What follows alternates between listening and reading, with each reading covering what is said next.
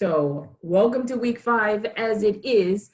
And what we're going to do is we will be discussing a writing project from chapter 5 on Thursday. So my goal is Thursdays will be the day we discuss a writing project from the current week's chapter. And Tuesday would be a day that I hopefully can start to squeeze in having us discuss as a class at least one writing practice. We won't do that this week, doing the writing practice today. It's because I want people to have a decent amount of writing time and to ask any questions you may have about the chapter 10 assignment in which you're starting to practice writing in particular types of genre forms. And the first one is a poetic form. And so my timeline today for now, until the next few minutes, I got like 8 minutes on this part, is to address any questions that you may have about the writing forms. And I also want to bring your attention to our schedule. So it's week 5. I do want to look at our schedule just to go over some things so we have like in our brains a shared view of where we're going, because what we're doing right now is this sort of practice in the individual chapters and also a practice for chapter 10. That our format is going to change in a little bit because we're going to get through the first 8 chapters for the in approximately the first 8 weeks. And then after that, our time together is going to change a little bit. So that's why I just want to bring up the calendar here. So we're pretty much doing the same stuff all the way till about, let's see, week, when does it change? Where's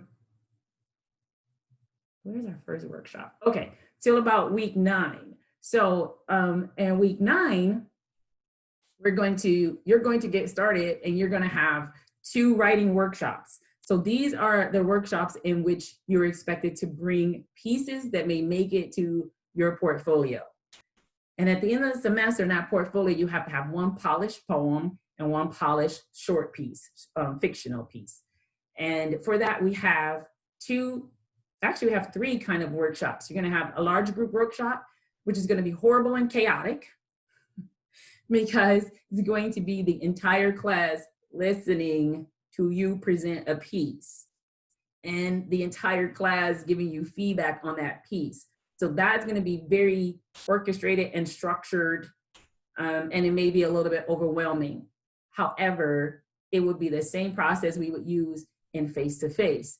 And if you've ever been part of like a writing retreat or writing workshops for like even people who are serious about trying to publish something, this is one of the things that happens, is that you would actually read your piece to everyone in that group, and they'd have a lot more time to like give you feedback. So that's the large group, and that starts to happen in week 9. And then we're going to have small group workshops. So the idea is you have 2 pieces, and then you're gonna have this small group workshop where you're going to be hopefully in groups of 3 and 4 at the most. And then that group, you're going to workshop hopefully a second piece, but it's up to you. I mean, you can workshop the same piece twice, but you sort of have to decide. And so then you'll have this small group, and then there's a whole structure around it.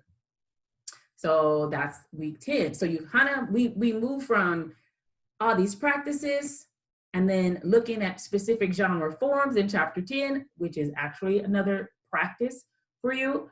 And then you're going to come to these groups with pieces that you want feedback for.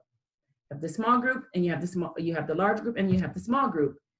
And so before our Thanksgiving break, so somewhere around here, week 11, I actually am giving you class time.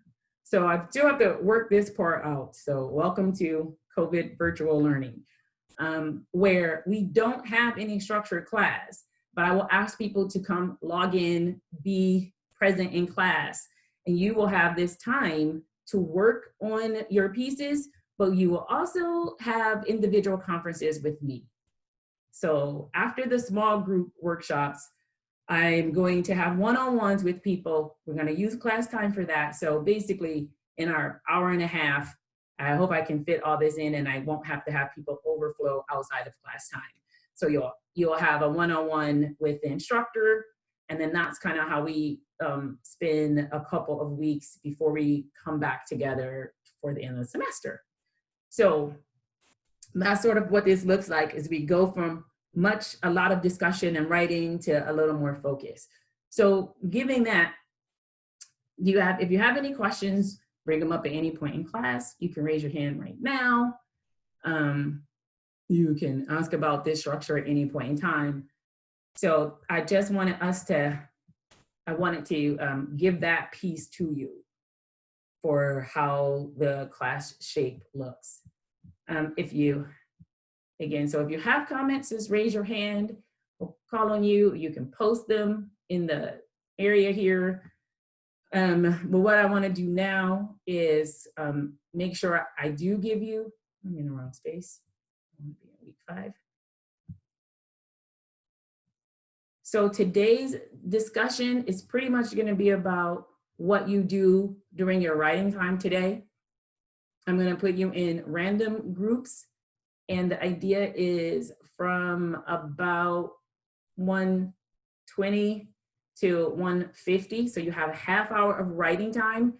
So you will be in this random small group. You should write. And then the last 10 minutes, so from basically 1:55 to 1:15 in that small group that you're already in. So you need to stop yourself from writing at about 1:50, 1:55 at most, and you're already in this small group.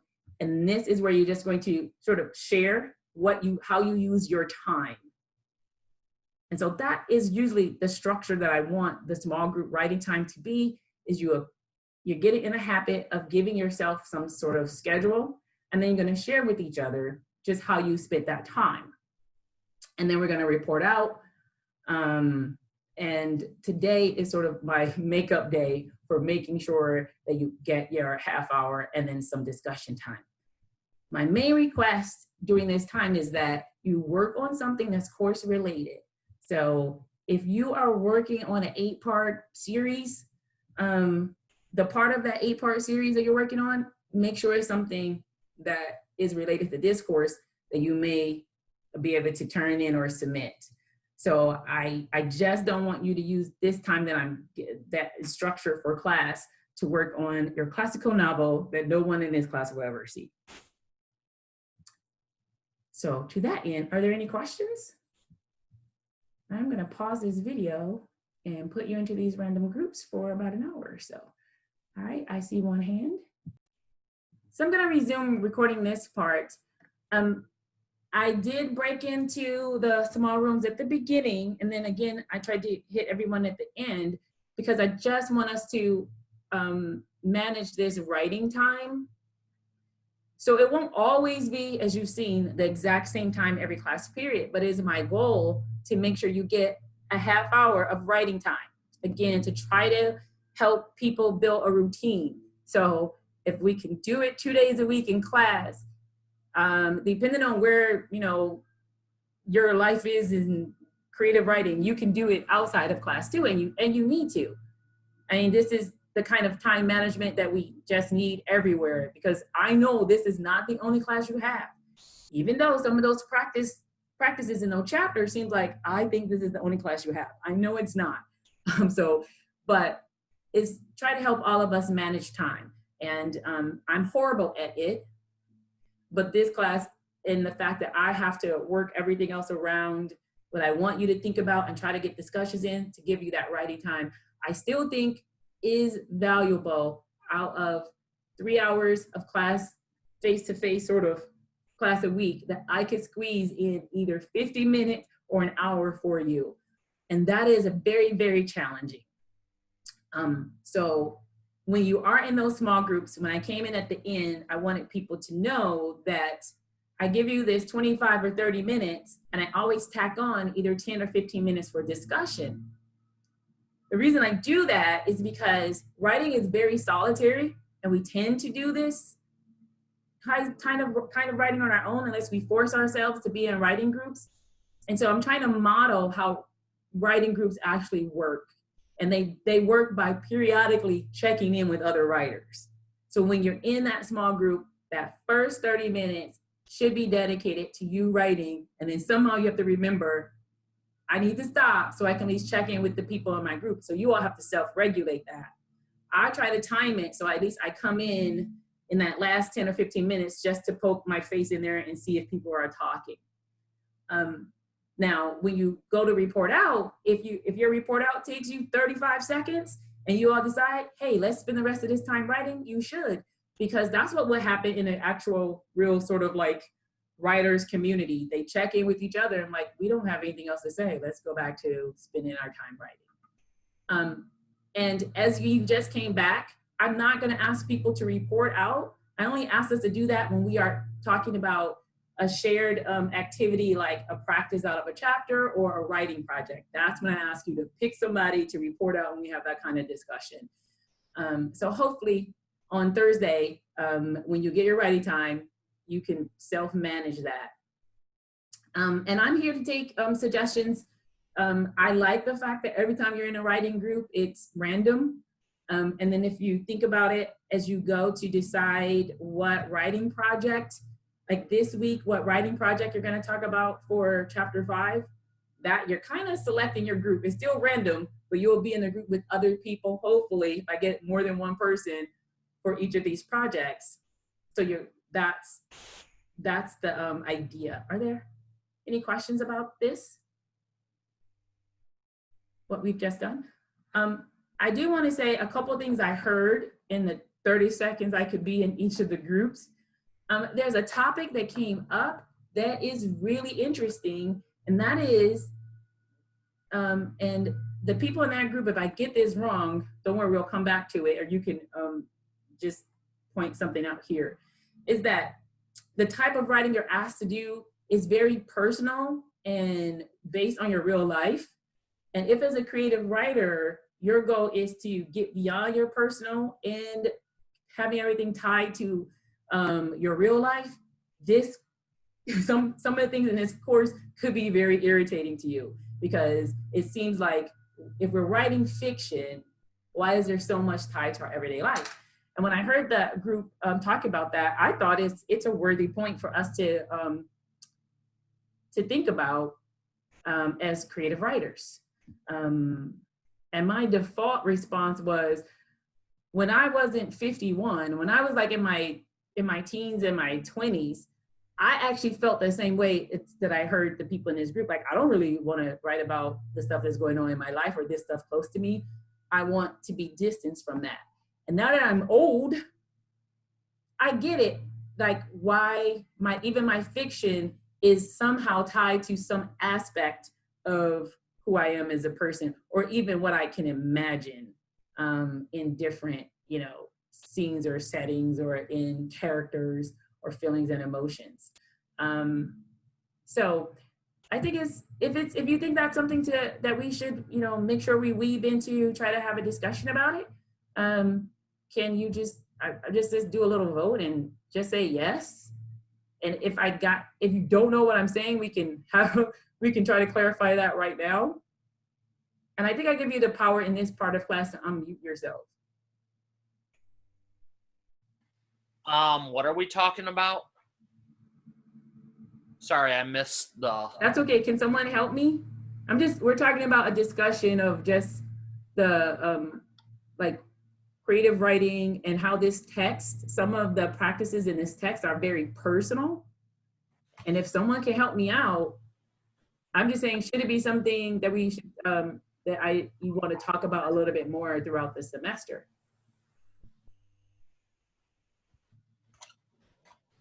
So I asked for 2 things. If yes, just put yes next, use the participant things and say yes. And if anyone knows what I'm talking about, you can help me out here by unmuting yourself and saying, yeah, it's just a point of discussion. Everyone's as confused as I am. Oh. All right. No one wants to help me out on this. All right.